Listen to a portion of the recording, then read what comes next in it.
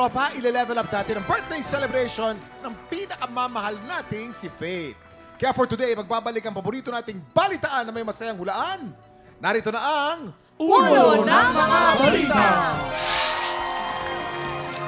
At syempre, sino pa nga ba ang celebrity player natin today? Syempre, walang iba ang birthday girl, Faith Da Silva!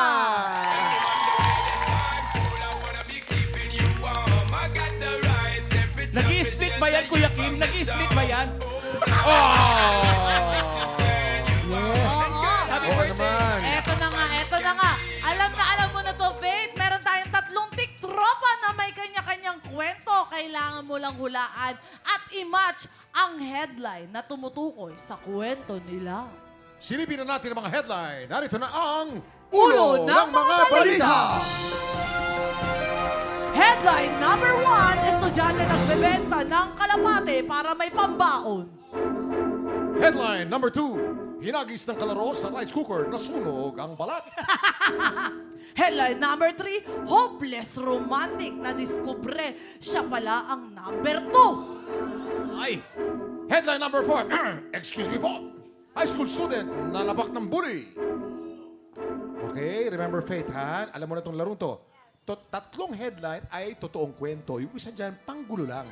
At syempre, nandiyan pa rin ang ating memamayan kung kailangan mo ng tulong. Ayan. Yes!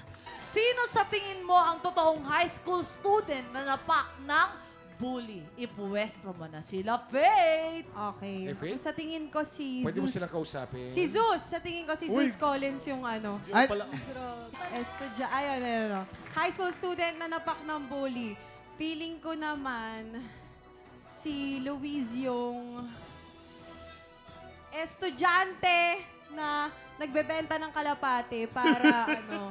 Oh, may parang pambaon. sinabi mo naman. Hindi kasi Marami nagkakwentuhan. kalapatin si Luis. Nagkakwentuhan kami before. Akala ko kasi, ang pagkakakilala ko kay Luis, very social di ba? Pero nung nalaman ko yung past niya, kumbaga kung saan siya nagsimula, kaya ko naintindihan kung bakit ganito ka-humble si Luis. So siya yung estudyante na nagbebenta ng nagbebenta ng kalapate. Para may pambaon. Si Kakay naman.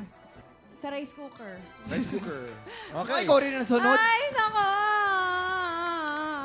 Faith, sigurado ka na ba dyan? Hindi. O pwede mong palitan. Hopeless romantic na lang. Hopeless Na-discover na siya romantic. palang number 2. Yan, Na baka okay. hindi pa alam ni Daddy. O, dito ka, Faith. Yan. Hopeless romantic. Dahil sigurado na si Faith, alamin na natin kung may na-match ka ba. Anong sabi ng balita? Ay. Ganda. Ay! Oh! 2 points! Luis Sontiveros, estudyante nagbebenta ng kalapati para may baon. At ang high school student na nanapak ng bully si Zeus Collins. Ah. Luis, Yes! halika, dito ka muna. Ano ba yan? Tama pala ako. Oy, kwento mo naman dapat sa amin. Magkano ba kalapati noon? Racing o ordinary? Racing, mas mahal yung racing. Nabebenta ko siya dati ng 70 to 100 per piece.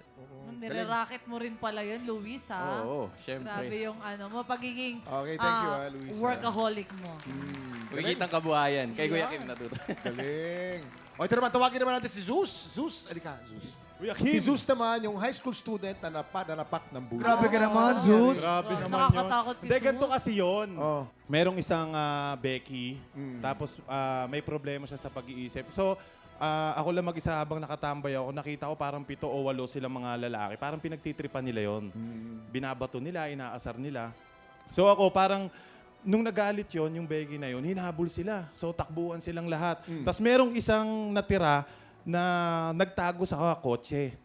Nung siguro lumakas din yung loob ko kasi siya nalang mag-isa. Tapos syempre, kung lahat yon hindi ako tutulong, Kuya Kim.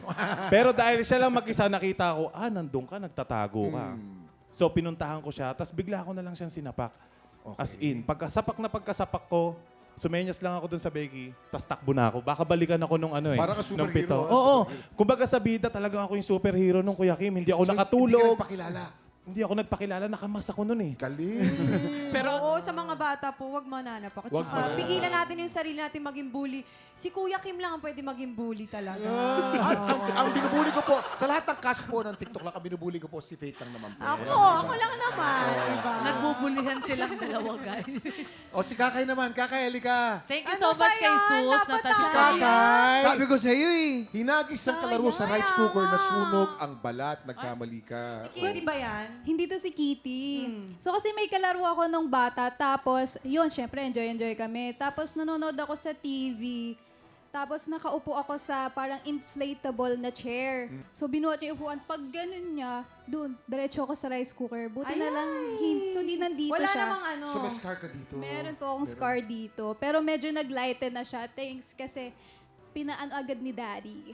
Pina-plastic surgery ni Daddy. Pina-laser agad. Parang may ointment po sila na binigay na mabilis siya nag-heal. Yes. Yes. Thank you so much, Kakay. Salamat. At syempre, naka 2 points ka, Faith. Luis, Sus, at Kakay, maraming salamat sa pakikiselebrate sa birthday girl na si Faith da Silva. Faith, ang tanong, nag-enjoy ka naman ba? Oo naman, always. Every time I'm here sa TikTok Lock, etong pamilya ko na to, wala akong ibang nararamdaman kung hindi kasiyahan. Kasi, syempre, ang sarap din to be surrounded by such talented people, such light people. Itong lahat ng mga kasama ko dito sa TikTok Lock, talagang kayo ang nagbibigay ng magandang kulay sa every week na pumapasok ako dito. Kaya maraming salamat.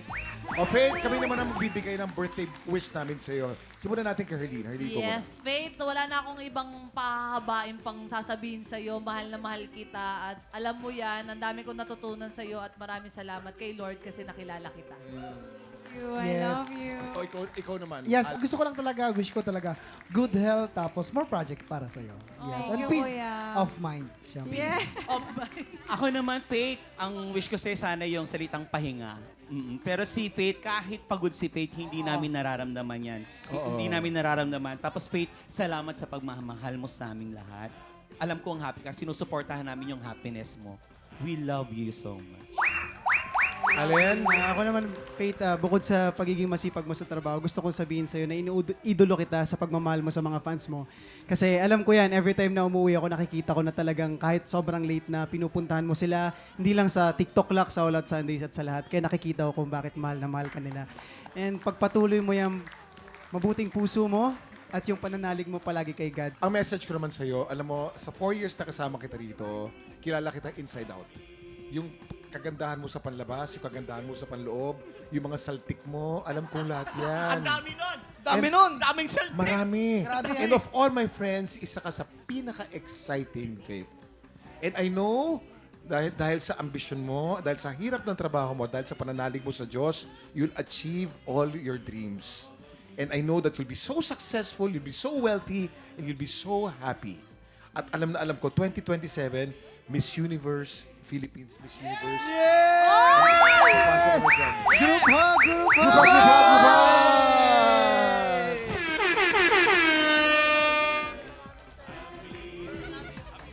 Love you, Faith! Happy birthday, Faith! At mahal na mahal ka namin at ang buong Tiktoropa. Up next, papapwestuhin na natin ang inampalan dahil dalawang bagong kalahok ulit ang susubok umagaw sa pwesto ng ating kampyon. Tanghala ng kampiyon na sa pagbabalik ng TikTok Live! Happy birthday!